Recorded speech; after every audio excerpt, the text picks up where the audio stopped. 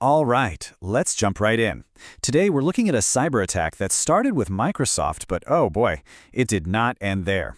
It spiraled into a massive global security alert.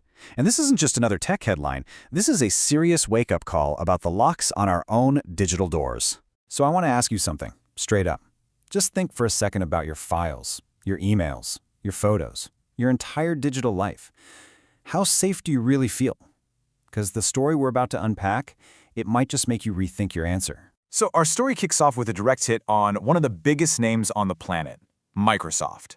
Found itself right in the crosshairs of a major and very coordinated cyber attack. An unknown group somehow got into Microsoft servers. And look, this wasn't some small-scale hack. This was big enough to send cybersecurity agencies in the US, Canada, Australia, and a bunch of other nations into a total frenzy, scrambling to figure out just how bad the damage was. And just look at the list of targets. This wasn't just about stealing government secrets. The attackers were going after universities, private businesses, and even the corporations that supply our energy. It's a pretty scary reminder of how connected and how vulnerable everything really is. Okay, so with alarm bells ringing everywhere, the investigators got to work. Their job? To piece together this massive digital crime scene and figure out two things. How did this happen? And who was behind it? And this is what they found. The bad guys got in by exploiting a critical bug in Microsoft's SharePoint software. You can think of it like a hidden, unlocked back door that the hackers found and just walked right through. Now, Microsoft has since released a patch to lock that door, but not before the damage was already done. So the million-dollar question, who would do something like this? The main theory is that this wasn't some random hacking group. This was a state-sponsored attack. And according to the sources, most of the evidence is pointing towards China, though Russia's also considered a possibility. And just like that, this whole thing jumps from cybercrime into the world of geopolitics. And this is where the whole thing comes right back to you and me. This entire breach happened because of a weakness that needed an update. So let me ask you, be honest, how on top of your own updates are you? Your phone, your laptop, all your apps? You know that little notification you keep putting off till tomorrow? That could be the one thing standing between you and a disaster. And this is the point in the story where everything shifts. So far, we've talked about governments, giant corporations. But the real target here is you. You know, it's so easy to hear about state-sponsored hacking and feel like you're just watching some spy movie. We see these headlines, right? High-tech thrillers with these faceless bad guys. But the single most important thing to get here is that you're not just sitting in the audience.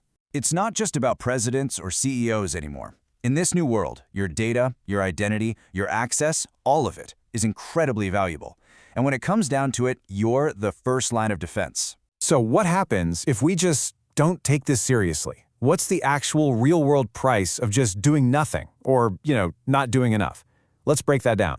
Think of it this way. You wouldn't protect your house with a flimsy little lock from a beach cabin, right? Of course not. And yet, so many of us protect our entire digital lives with weak passwords and software that's way out of date. It's basically the same thing. I mean, look at the difference. In your physical office, if you forget your key, it's annoying. It's an inconvenience. You call a locksmith. But in the digital world, the rules, they are not optional.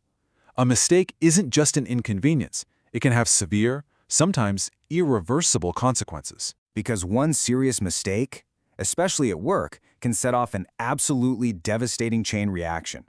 We're talking about facing legal action, which can lead to official sanctions.